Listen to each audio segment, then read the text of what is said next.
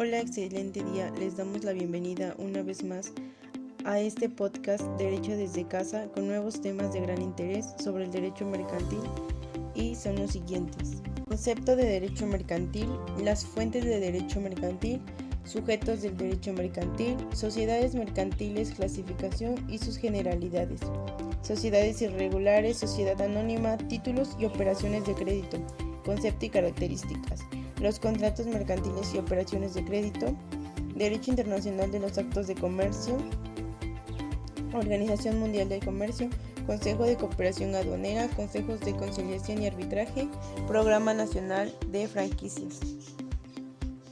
Me complace tener de nueva cuenta a los ingenieros logísticos, los cuales vienen igual de preparados que la vez pasada. Y bien, tengo el gusto de presentar una vez más a la ingeniera Arlet, quien nos hablará de los conceptos y fuentes del derecho mercantil. Bienvenida, nos da mucho gusto tenerte aquí. Un gusto estar de vuelta aquí con ustedes. Espero que nuestros radioescuchas estén cómodos ahí en casita y vamos a aportar hoy con información relevante para toda la ciudadanía. En un momento más, volvemos. Buen día a todos.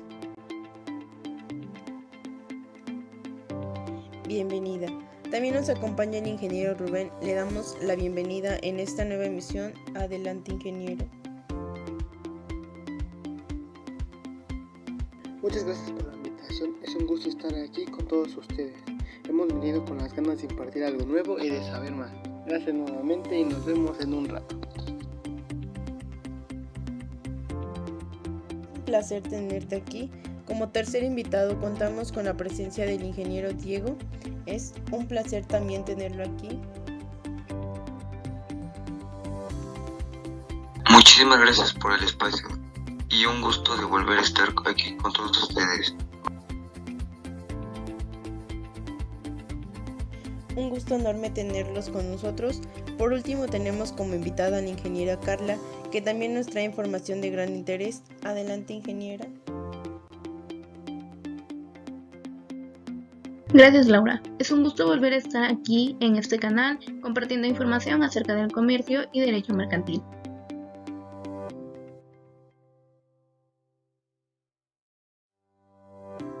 Estoy muy contenta de volver a estar con ustedes en una emisión más.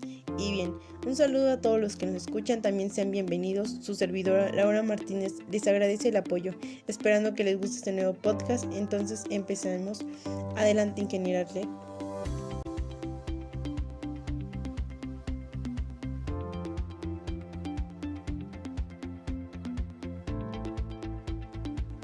Muchas gracias por la palabra, pues abrimos el tema de hoy acerca del derecho mercantil.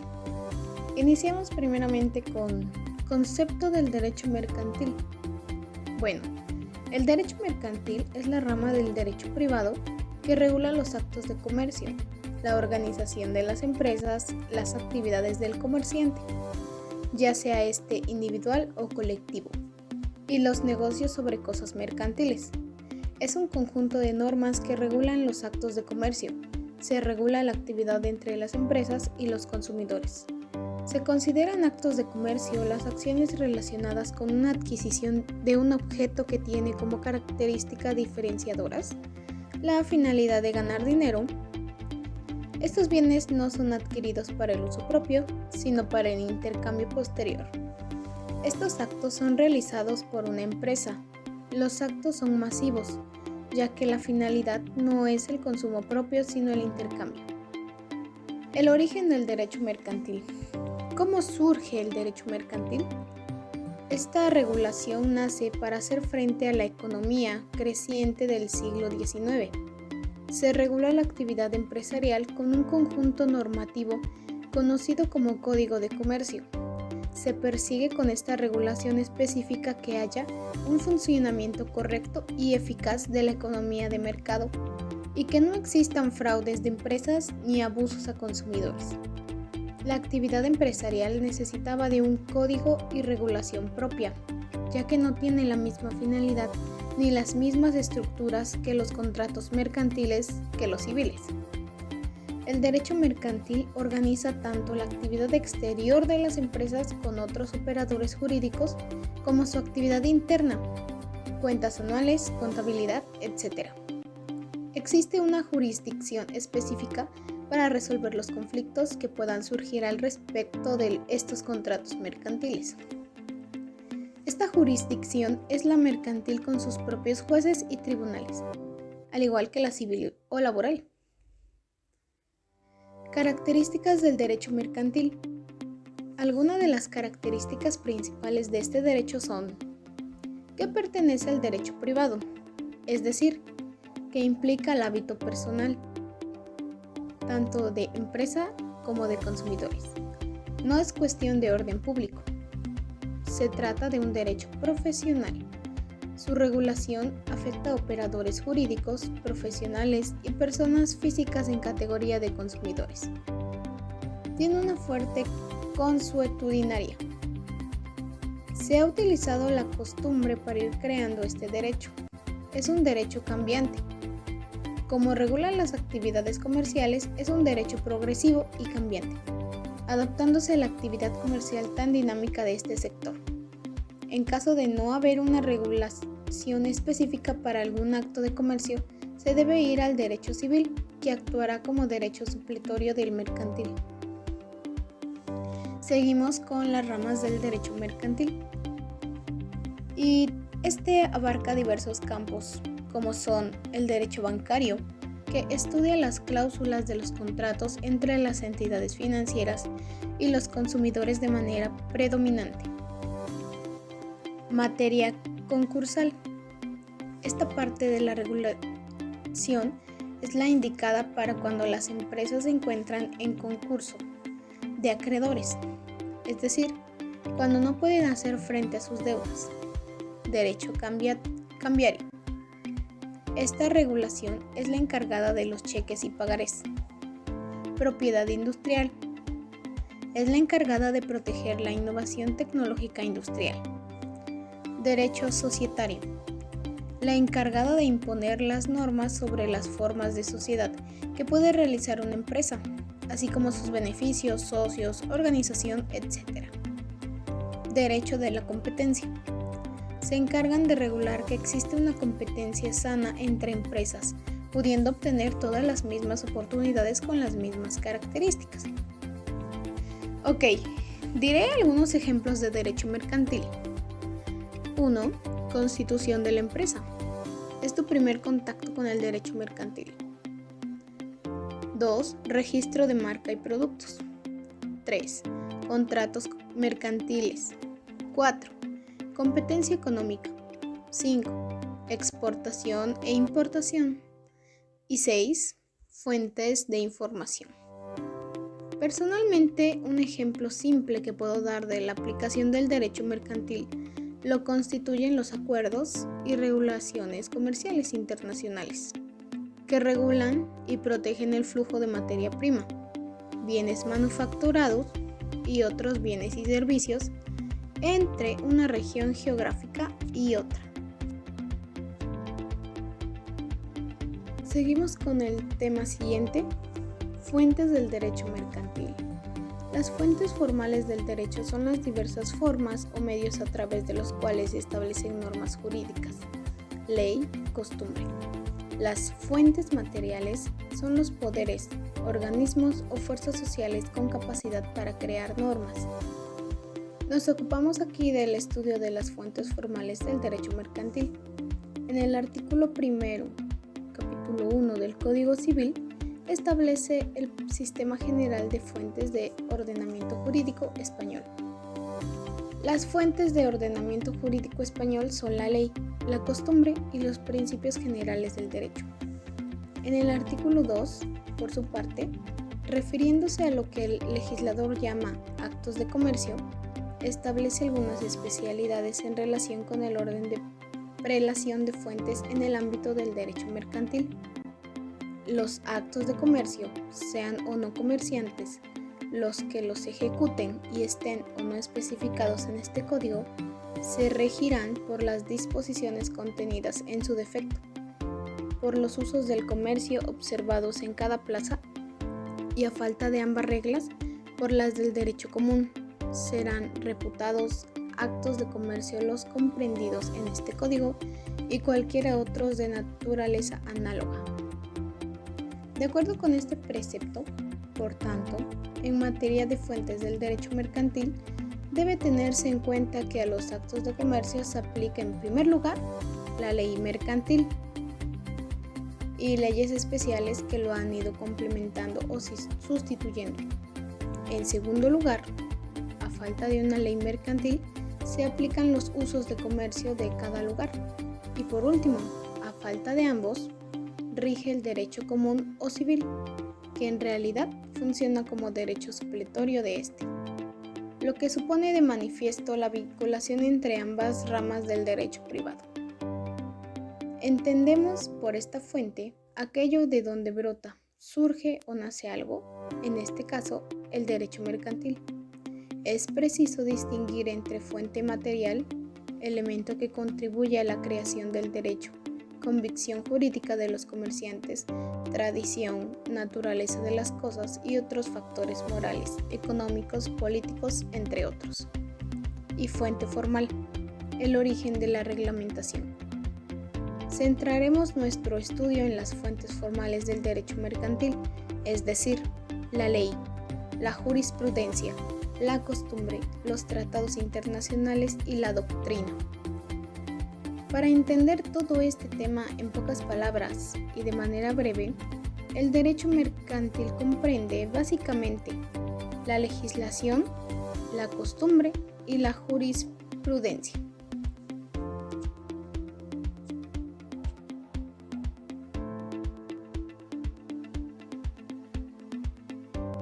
Te agradecemos por compartir esto con nosotros. Ahora es el turno del ingeniero Rubén. Adelante, ingeniero, por favor.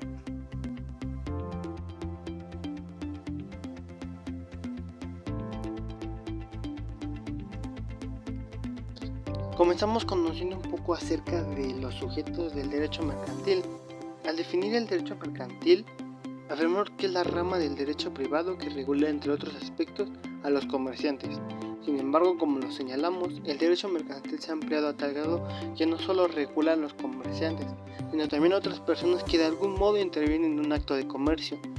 Ahora bien, el término sujeto de derecho mercantil se refiere a todas aquellas personas que por alguna razón intervienen en un acto comercial, independientemente de que sean comerciantes o no, y que por lo tanto se les aplica el derecho mercantil.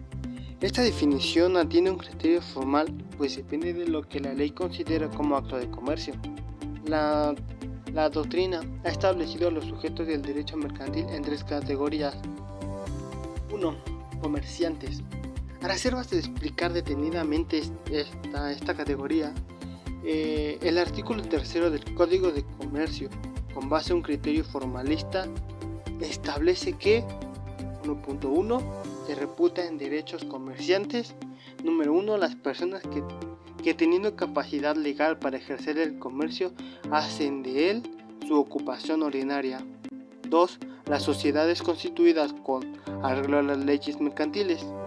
3, las sociedades extranjeras o las agencias y sucursales de estas que dentro del territorio nacional ejercen actos de comercio. Por lo tanto, pueden ser comerciantes tanto personas físicas como personas morales. Las personas morales pueden ser tanto nacionales como extranjeras. A estas últimas se les son aplicables las normas comerciantes mexicanas, siempre que realizan actos de comercio en territorio nacional. 2. Personas que realizan actos de comercio accidentalmente. El artículo 40 del Código de Comercio dispone que las personas que accidentalmente, con o sin establecimiento fijo, hagan alguna operación de comercio, aunque no son en derechos comerciales, quedan, sin embargo, sujetas por ella a las leyes mercantiles. Por lo tanto, basta con que una persona realice un acto de comercio accidentalmente para que les sean aplicadas las reglas del derecho mercantil. La jurisprudencia no ha establecido que se entiende por accidentalmente, pero se puede inferir que sea la realización de actos de comercio de manera casual y no de manera regular. 3. Personas que intervienen en actos mixtos. También son sujetos en derecho mercantil aquellas personas que realizan actos mixtos.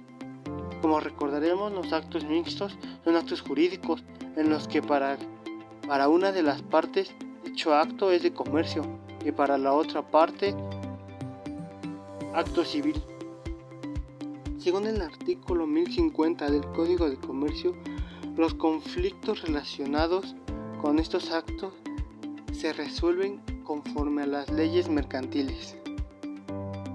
Y por último hemos mencionado que los sujetos de derecho mercantil son los que regulan a los comerciantes, a tal grado que integra a todas aquellas personas que tengan que ver con algún acto de comercio, de lo que sea y de lo que nos podamos imaginar. Y como hemos visto, se clasifican en diferentes puntos, ¿no? Diciendo que el primer punto es el comercio. Y dice que cualquier persona que habite en territorio nacional, o sea en el país de México, puede ejercer actos de comercio. Y que las personas extranjeras o nacionales se les aplicarán normas mercantiles de la nación para realizar en comercio. Otro punto importante de lo que hablamos es que tenemos a las personas que intervienen en actos mixtos, y como lo vimos, estas son personas que realizan actos jurídicos, actos civiles, y estas están sujetos al derecho mercantil. Y como vemos, esto por consiguiente están relacionados con las leyes mercantiles. Y todo es en la sociedad de derecho mercantil, que puede ser desde una pequeña empresa hasta una empresa grande. Y un tema que unifica lo anterior y lo siguiente, ¿no? Son las sociedades mercantiles. Comenzamos sabiendo que la sociedad mercantil ha sido definida por la doctrina de muy distinto modo. Citaremos como ejemplo la definición de Uria, y considera que la sociedad mercantil es la asociación de personas que crean un fondo patrimonial común para colaborar con la explotación de una empresa, por ánimo de obtener un beneficio individual, participando en el reparto de las ganancias que se obtengan. Nuestra ley de sociedades mercantiles reconoce las siguientes formas de sociedades: A. Sociedad en nombre colectivo. B. Sociedad en comandita simple. C. Sociedad de responsabilidad limitada. D. Sociedad anónima. E. Sociedad en comandita por acciones. F. Sociedad cooperativa.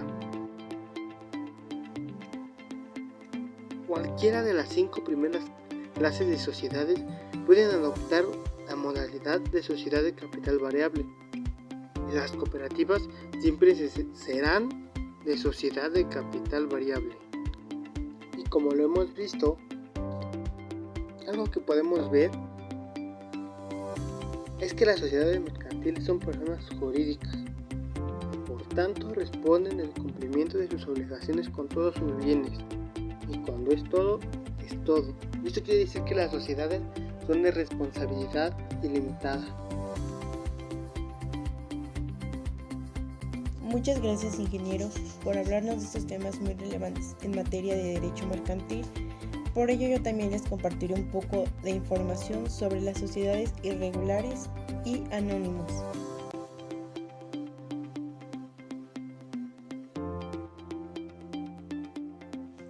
Empezamos entonces con las sociedades irregulares. Sociedades irregulares, derivada del incumplimiento de la ley, no haberse constituido mediante una escritura pública o en el registro público de comercio.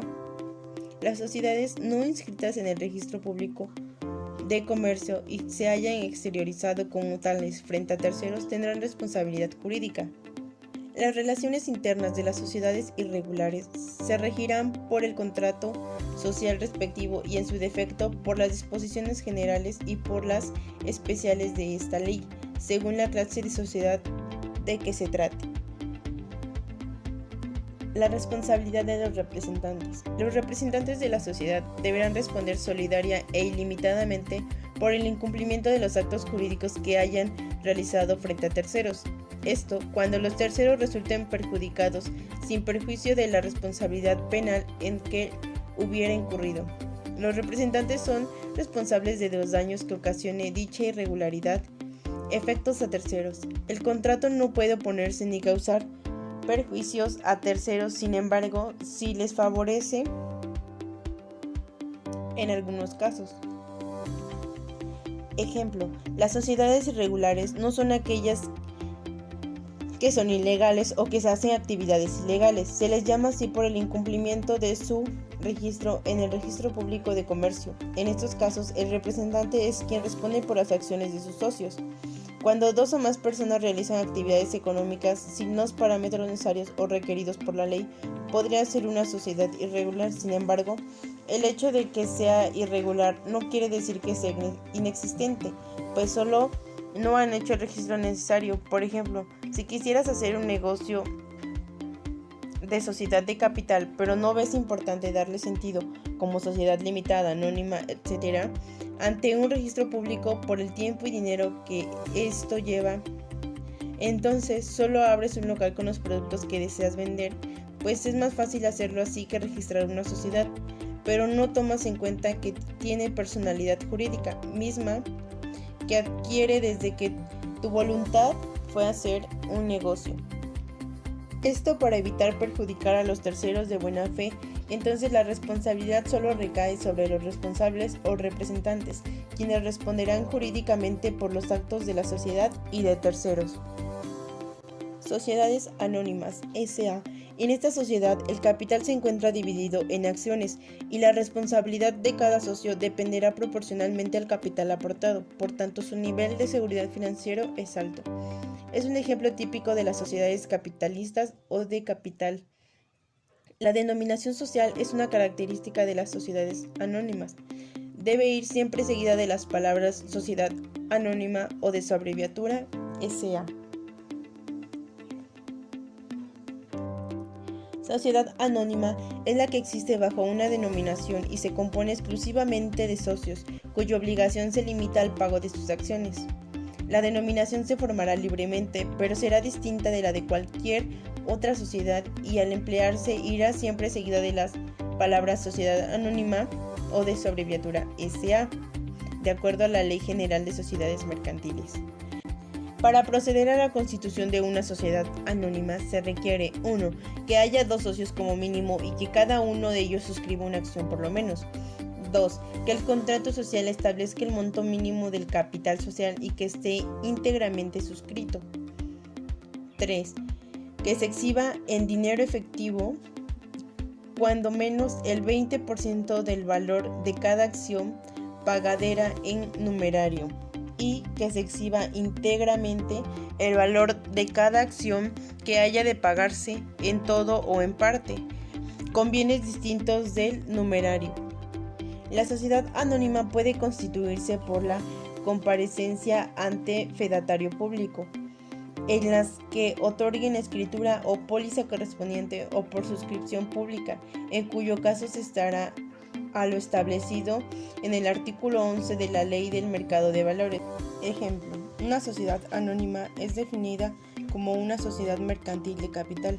Hay grandes empresas que son sociedades anónimas como Nestlé, una empresa multinacional de alimentos y bebidas, también bancos como BBVA, Scotiabank, Santander. También son sociedades anónimas abiertas, quienes buscan su financiamiento a través del público y así conseguir más fondos es un objetivo principal, por lo que se divide en acciones. Formar parte de una sociedad anónima tiene ventajas, como crecer tu participación mediante el aporte de capital mismo que determina tus responsabilidades, por lo que todo el capital se divide en acciones y los deberes o responsabilidades son limitadas. Entre más acciones tengas, mayor serás dentro de la compañía. El capital entonces es el total de las aportaciones de los socios y no es necesario tener un cargo de ejecutivo, pues solo con el título de socio capitalista basta, o bien puede ser anónimo. Las sociedades anónimas tienen una estructura orgánica, por lo que puede ser una persona jurídica. Una particularidad de las sociedades anónimas es que en la toma de decisiones las votaciones se rigen por el principio de mayoría, pero en función del porcentaje de capital que representan los socios y no de los votos personales. Todas las sociedades anónimas deben ir acompañadas de las siglas SA, como Bimbo S.A. DCB, una empresa mexicana multinacional con presencia en 33 países, y Alpura S.A. DCB también es una empresa mexicana de lácteos. Así como tiene ventajas, también tiene desventajas, como el capital social mínimo que se requiere para ingresar es demasiado elevado, por lo que es difícil acceder para aquellos emprendedores. También la gestión administrativa está llena de trabas y regímenes. Ejemplo, una sociedad anónima es definida como una sociedad mercantil de capital. Hay grandes empresas que son sociedades anónimas como Nestlé, una empresa multinacional de alimentos y bebidas. También bancos como BBVA, Scotiabank, Santander. También son sociedades anónimas abiertas, quienes buscan su financiamiento a través del público y así conseguir más fondos es un objetivo principal, por lo que se divide en acciones. Formar parte de una sociedad anónima tiene ventajas, como crecer tu participación mediante el aporte de capital mismo que determina tus responsabilidades, por lo que todo el capital se divide en acciones y los deberes o responsabilidades son limitadas. Entre más acciones tengas, mayor serás dentro de la compañía. El capital entonces es el total de las aportaciones de los socios y no es necesario tener un cargo de ejecutivo, pues solo con el título de socio capitalista basta, o bien puede ser anónimo. Las sociedades anónimas tienen una estructura orgánica, por lo que puede ser una persona jurídica. Una particularidad de las sociedades anónimas es que en la toma de decisiones las votaciones se rigen por el principio de mayoría, pero en función del porcentaje de capital que representan los socios y no de los votos personales. Todas las sociedades anónimas deben ir acompañadas de las siglas SA, como Bimbo S.A. DCB, una empresa mexicana multinacional con presencia en 33 países, y Alpura S.A. DCB también es una empresa mexicana de lácteos. Así como tiene ventajas, también tiene desventajas, como el capital social mínimo que se requiere para ingresar es demasiado elevado, por lo que es difícil acceder para aquellos emprendedores. También la gestión administrativa está llena de trabas y regímenes jurídicos complejos pensado para grandes empresas. Con esto termino y es momento de darle la palabra al ingeniero Diego.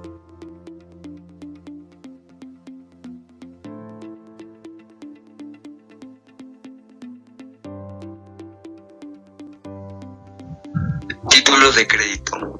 La ley mexicana dice en su artículo que los títulos de crédito son cosas mercantiles y en su artículo 5 los define como los documentos necesarios para ejecutar el derecho literal que en ellos se consigna. Se encuentra de manera implícita en la Constitución que la misma ley establece para regular los títulos de crédito de Pineda Vera. Los títulos de crédito son cosas absolutamente mercantiles, por lo que su mercantilidad no se altera porque no sean mercantiles. Quien lo suscriba o lo posean. Características.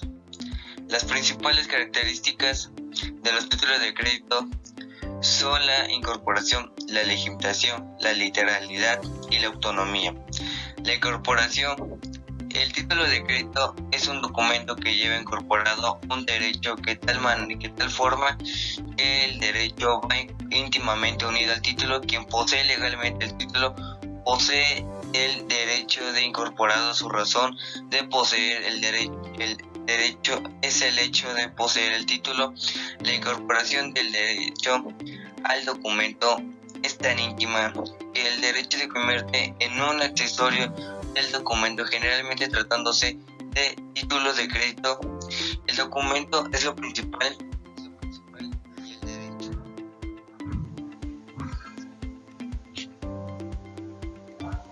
El derecho. La legitimación es la consecuencia de la incorporación para ejercer el derecho necesario de legitimarse. Exhibiendo el título de crédito, la legitimación activa consiste en la propiedad o calidad que tiene el título de crédito al atribuir la titularidad, es decir, a quien lo posee legalmente. La literalidad es la definición legal, por lo que el derecho dice que el derecho incorporado, el título es literal. Quiere esto decir que tal derecho se medirá en su extensión y además de consecuencias por la literal del documento, por lo que literalmente se encuentra en el consignado. Autonomía. La autonomía es la característica esencial del título de crédito. Para saber si todo está en regla, quien posee el título de crédito puede darse una letra de cambio en la cual la firma del girador, del acepte y del beneficiario en donde sean las firmas falsas, supuestas o inválidas por cualquiera otra causa. Pero a pesar de ser inválidas, la primera firma que estampe una persona capaz será suficiente para crear una obligación cambiaría autónoma y distanta de las obligaciones que pudieron tener los anteriores signatarios. Operaciones de crédito. Llamadas operaciones o contratos bancarios no presentan caracteres intrínsecos. Esto designa que otros negocios jurídicos, tales operaciones que consiste en un negocio jurídico de tipo general, que se clasifica de bancario o solo por sujeto que se caracteriza por pues estas operaciones por ser realizadas habitual o exclusivamente por un tipo especial de empresas que reciben el nombre de bancos o instituciones de crédito. Estas son precisamente las empresas que tienen por objeto el cual de manera habitual de la banca de crédito. Artículo 1. Clasificación de operaciones de crédito. Las operaciones bancarias se clasifican en operaciones pasivas, que son aquellas por las que el banco se hace de capitales para inventarlos lúdicamente en las condiciones de término permitidos por la ley. Operaciones activas son aquellas por las que el banco otorga el crédito, aperturas de crédito en todas formas. Operaciones naturales, en que el banco no recibe ni otorga créditos, sino que consiste en meras funciones de medición o servicios a sus clientes, por lo que reciben también el nombre de servicios bancarios. El artículo 2 de la Constitución mexicana dispone considera que el servicio de banca y crédito, de la capacitación de recursos y del público en el mercado nacional para su colocación de entre el público mediante actos causantes de pasivo directo o contingente, quedando el intermediario obligado a cubrir el principal y en caso los accesorios financieros y los recursos captados. Ejemplo, el título de crédito es un documento que es mucho valor, ya que el documento es necesario para ejercer el derecho literal y autónomo expresado en el mismo título. En el artículo 5 define que los documentos necesarios para ejecutar el derecho literal que en ellos se consigna la ley se encuentran de manera implícita, ya que los títulos de crédito son los documentos cuyos títulos de crédito son para cosas mercantiles, por lo que en su mercantilidad no se altera. Las características de los títulos de crédito. Las principales características de los títulos de crédito son la incorporación, la letralidad, la autonomía, la incorporación. Y en los títulos de crédito es el documento que lleva incorporado un derecho de tal forma que va íntimamente unido al título quien lo posee legalmente. El título de crédito posee el derecho de incorporarlo en su razón de poseer la incorporación del derecho tal documento es tan íntima de quien lo posee, se convierte y el derecho de la legitimación es las características del título de crédito por la cual hay consecuencias de la incorporación de ejercer el derecho. Es necesario legitimarse y la literalidad se le conoce como la definición del derecho incorporación. El título, esto quiere decir que tal derecho se medirá en tu extensión y además de circunstancias, la autónoma sea característica esencial en el título de crédito. Para saber si todo está en regla o quién lo posee, el título puede quedarse con letra de cambio, la cual la firma del girador o quien va a solicitar, por lo que pueda hacer el cambio de letra y de firma y verificar que todo esté en regla para evitar conflictos con fraudes o compras de información, ya que hoy en día la sociedad y los derechos están corrompidos, que la misma abusan de sus propios derechos, ya que existen compra de información valiosa. A las operaciones de crédito se le llaman operaciones o contratos bancarios y no presentan caracteres que las designan de otros negocios jurídicos, tales como operaciones que consisten en un negocio jurídico y de tipo general. Los contratos mercantiles. Los contratos mercantiles son aquellos acuerdos de voluntades entre dos o más personas para producir o transferir derechos y obligaciones, y esta definición es tomada del derecho civil, ya que material mercantil no existe una definición propia para los contratos ni en la doctrina ni en la legislación. Los contratos mercantiles se encuentran regulados por el Código de Comercio y además leyes mercantiles, y a falta de disposición expresa será aplicable el Código Civil y Material Federal. Los contratos mercantiles en las leyes mercantiles. Contratos de compraventa verificados con propósitos especulados comercial. Los contratos de cualquier verificados con el propósito de especulación comercial. Los contratos de arrendamiento financiero. Los contratos de compraventa de porciones y acciones y obligaciones de las sociedades mercantiles. Los contratos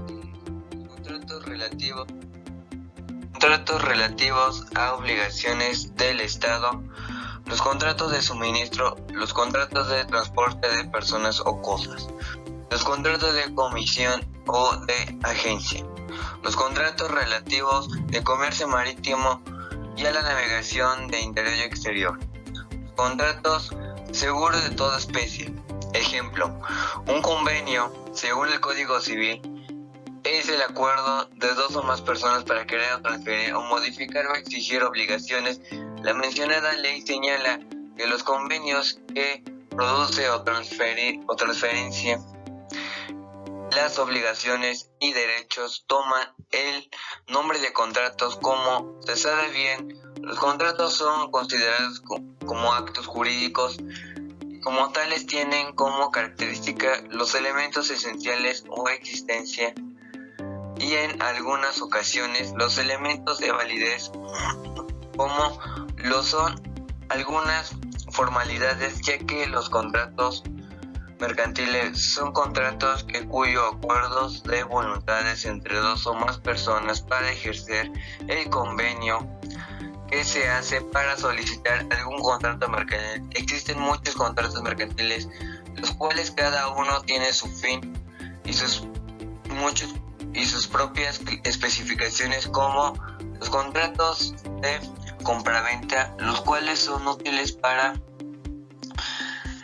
importantes instrumentos que el Banco de México de administración la liquidez, y contratos y títulos de compraventa en el artículo 1.445. El contrato de compraventa, uno de los caracteres, se obliga a entregar una cosa determinada y el otro a pagar por ella un precio cierto, y entre otros contratos que son importantes, ya que cada contrato de o título especifica a la definición de que tienen que conllevar cada contrato y entenderlos mejor.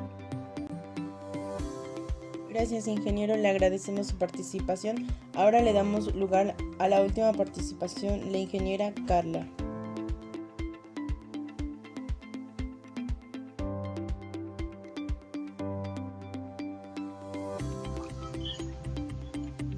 Es un gusto volver a estar aquí hoy día en este canal de Derecho en Casa.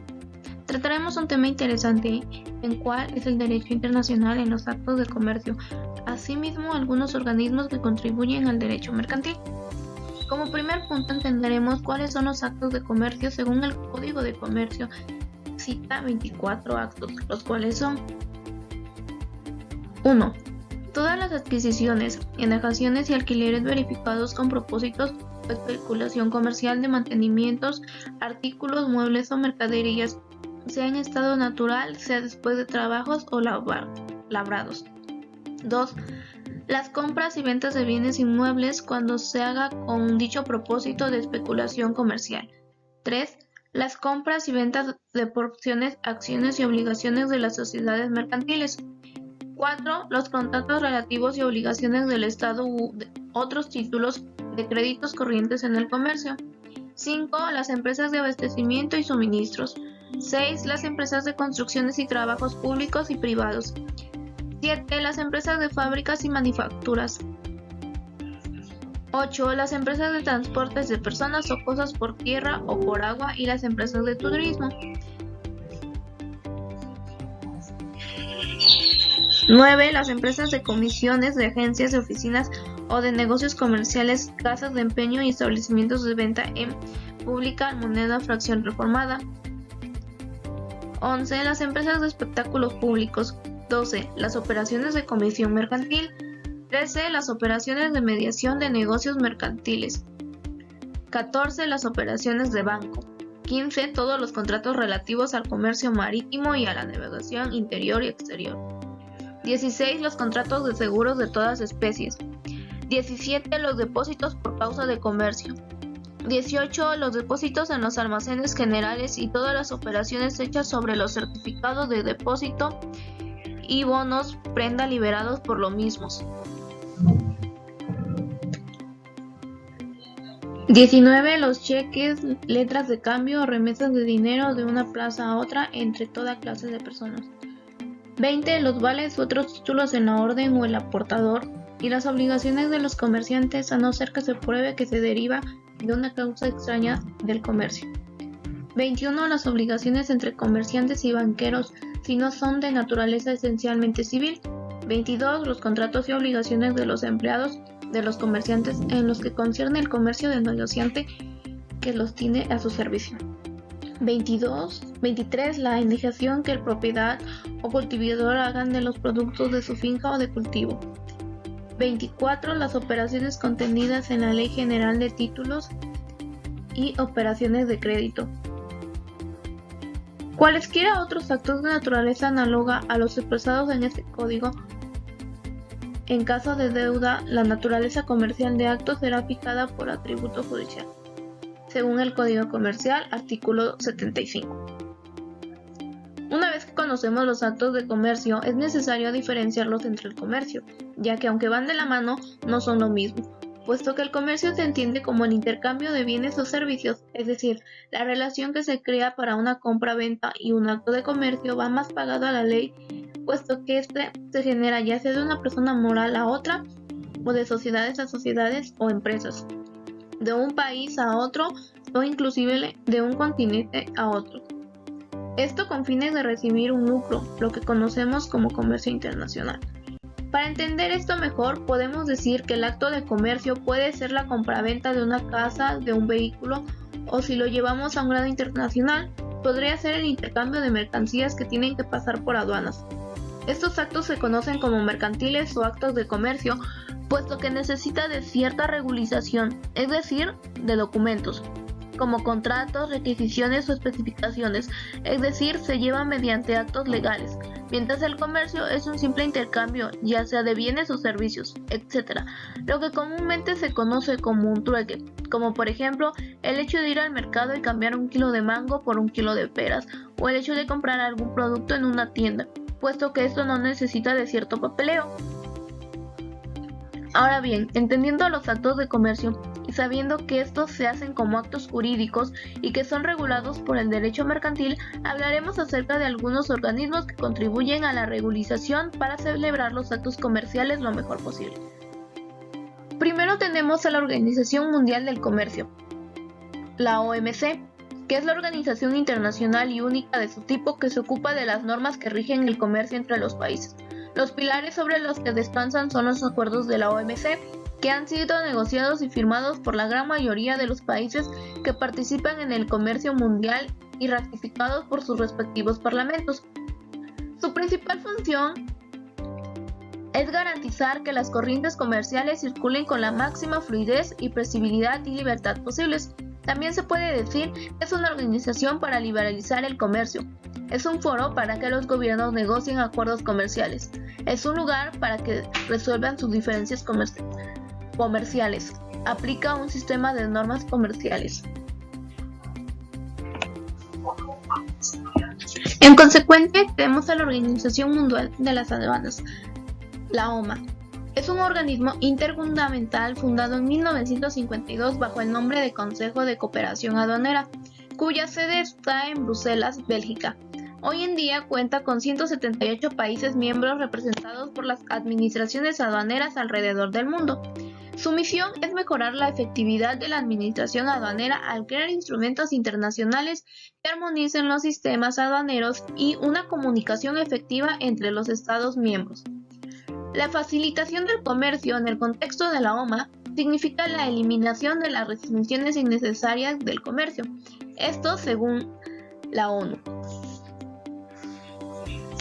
Y como tercer punto tenemos a la función cotidiana de la Junta Federal de la Conciliación y Arbitraje, es impartir justicia promoviendo la paz social y armonía en las relaciones laborales mediante la conciliación y el arbitraje, garantizando a trabajadores y patrones o empleados de las ramas industriales y empresas de jurisdicción federal respeto a la ley, transparencia, certeza y seguridad jurídica en la resolución de los conflictos laborales. Esto según la Junta Federal de Conciliación y Arbitraje 2022. Y como cuarta organización tenemos el Programa Nacional de Franquicias, la PNF. Es un programa de la Secretaría de Economía que ayuda a los mexicanos a emprender mediante unidades franquiciadas, fijándose como meta el aumentar los puntos de venta de franquicias existentes e impulsar la creación de 1 millón de empleos para finalizar el actual sexenio presidencial. Franquicias en México 2021. La OMC, la OMA, la YFCA y la PNF son organizaciones que contribuyen en el comercio internacional. Cada una tiene diferentes tareas y formas de implementarlas, como ya se mencionó antes. Cabe destacar, esto se hace debido a que como hablamos de un comercio internacional, es un mundo enorme que evidentemente no puede ser controlado por una sola organización. Es por eso la importancia de estas. Para realizar actos de comercio lo más correcto posible, se necesita la ayuda de diferentes aduanas que existen entre países, ya que éstas se encargan de revisar la mercancía y aplicar los aranceles necesarios para permitir su traslado. Por eso que estas instituciones existen, ya que no solo aseguran la calidad de la mercancía, sino también una buena exportación o importación y compraventa de mercancías. Asimismo, aseguran que tanto el vendedor como el comprador queden satisfechos con el acto de comercio ejercido. Y de igual manera, se asegura de cumplir con lo establecido y evitar pérdidas de mercancías y monetarias, permitiendo un excelente flujo en la cadena de suministro, facilitando la comercialización internacional. Pues muchas gracias, ingeniera, por su tiempo y por su participación. Y con esta participación cerramos esta sesión de Derecho Mercantil. Le agradecemos a cada uno de los ingenieros por su participación y por compartirnos un poco acerca de estos temas. Nos despedimos de ellos esperando volver a tenerlos aquí en la siguiente sesión. Gracias, ingeniero.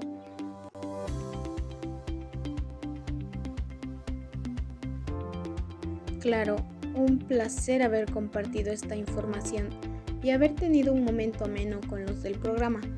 Hasta aquí el tema de hoy. Un saludo a todos en sus casitas y hasta la próxima. Muchas gracias por la invitación. Fue un gusto estar aquí. Me voy con una gran satisfacción. Nos vemos pronto. Hasta luego. Adiós.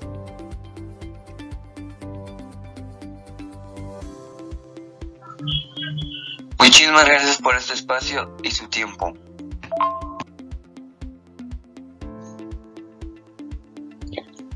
Hemos terminado con este podcast. Se les agradece a la audiencia por el tiempo que nos dedican para escucharnos, seguros de que esta información será útil para ustedes.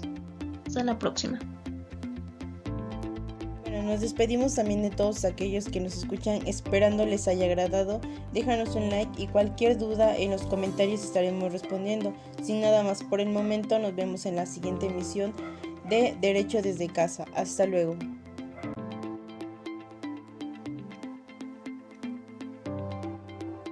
Como conclusión y aprendizaje que me llevo, es un amplio panorama de la definición de derecho, su clasificación y sus ramas, así como su importancia y el impacto que hace en la sociedad. Me gustaría que la sociedad se informe de temas legales. Ahora me doy cuenta que la democracia es importante, así como la convivencia sana. No tenía claro la importancia de la ética y la moral y cómo puede variar de acuerdo a la época, la situación, sociedad, leyes y percepción propia.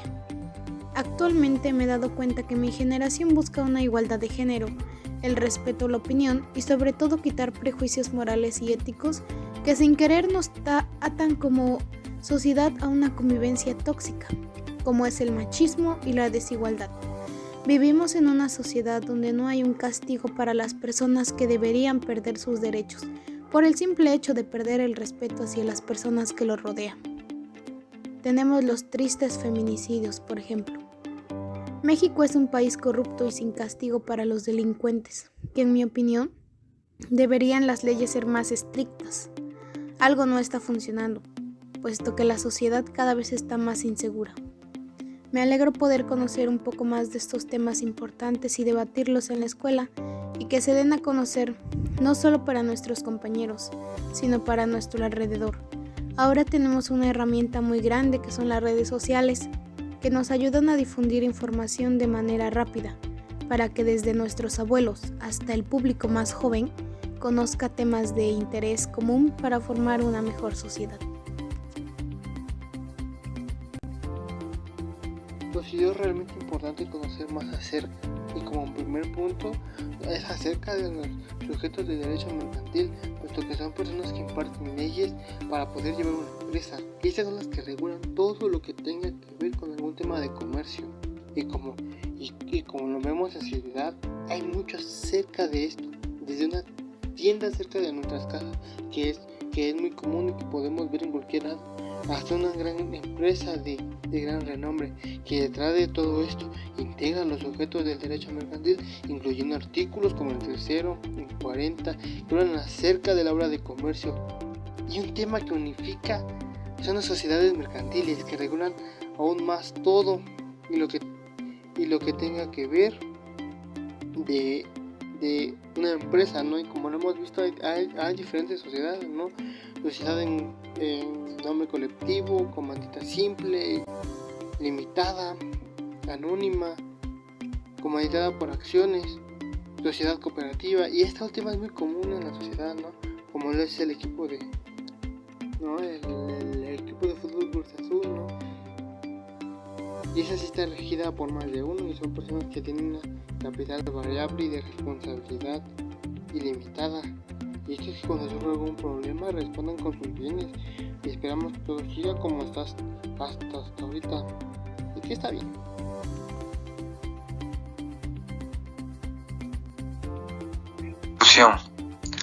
conclusión, los títulos de crédito son muy importantes para el comercio mercantil, ya que los títulos de crédito también son muy importantes para la ley mexicana. Dice que en el artículo que los títulos de crédito son cosas mercantiles y en su artículo 5 los define como los documentos necesarios para que un acto jurídico, en este caso el contrato, tenga vida y se requiere que concurran 3 elementos esenciales: los sujetos, el sujeto objetos, el consentimiento de los sujetos. Estos 3 elementos son los considerados como de existencia, por lo que sin ellos no pueden validarse y existir en la vida jurídica. Operaciones bancarias, para entenderse mejor, se clasifican en operaciones pasivas, que son ellas por las que el banco se hace de capitales para inventarlos lucrativamente en las condiciones y de términos y permitidos por la ley, ya que en las operaciones bancarias juegan un papel muy importante para todos en general, ya que se encargan de guardar nuestro dinero y ingresos. Su trabajo es proteger las cuentas bancarias y las operaciones que se hacen dentro de ella. Por lo tanto, tiene que haber seguridad, un buen servicio, el cual te sientas seguro de que tus datos están en buenas manos. Por otro lado, los contratos mercantiles son aquellos acuerdos de voluntades entre 2 o más personas para producir o transferir derechos y obligaciones. Si esta definición es tomada del derecho civil, de que en materia mercantil no existe una definición propia para los contratos, sean llevados por la legislación. En ocasiones, los sujetos de las relaciones jurídicas que realizan actos de comercios entran en duda o en conflicto respecto a la naturaleza del contrato y checar que todo esté en regla dentro de un contrato mercantil para evitar fraudes o plagio de información personal de la persona. Considero realmente importante conocer las distintas clasificaciones en cuanto a sociedades, saber qué derechos así como obligaciones tiene y a partir de qué o quiénes es una sociedad, pues independientemente de formar una, también debemos considerar trabajar en alguna. Las sociedades anónimas te dan la garantía de que tu responsabilidad es equivalente a tu capital aportado, es decir, si aportas más, tus responsabilidades son mayores que si aportas una mínima cantidad. Aunque una gran ventaja de estas sociedades es que puedes aumentar la participación de capital, aún más cuando dicha sociedad cotiza en un mercado, pues vende sus acciones y cualquiera puede hacer inversiones, entonces el capital recaudado será mucho más grande, además de que solo se necesita mínimo 2 personas para crear una asociación anónima. Y entonces, ofrecer acciones al público brinda la oportunidad de distribuir el riesgo de propiedad de la empresa entre un gran número de accionistas. Eso facilita que los primeros inversionistas en la compañía vendan algunas de sus propias acciones con una ganancia, a la vez que mantiene una participación sustancial. Una de las ventajas es que los bancos y algunas otras instituciones suelen otorgar financiamiento a las sociedades anónimas y no solo eso, pues sus tasas de interés y plazos son favorables. Por otra parte, pienso que las instituciones irregulares o sociedades irregulares, aunque su funcionamiento vaya bien, deberían registrarse y poner en orden su asociación, al igual que el resto de las asociaciones mercantiles, pues aunque es irregular, no hace actividades ilegales, por lo que puede contraer obligaciones con terceros aún siendo irregular. En estas asociaciones, los responsables deben hacerse cargo solidariamente e ilimitadamente frente a terceros por la sociedad en actos jurídicos, por lo que también son responsables de daños y perjuicios de sus socios no culpables de esta situación.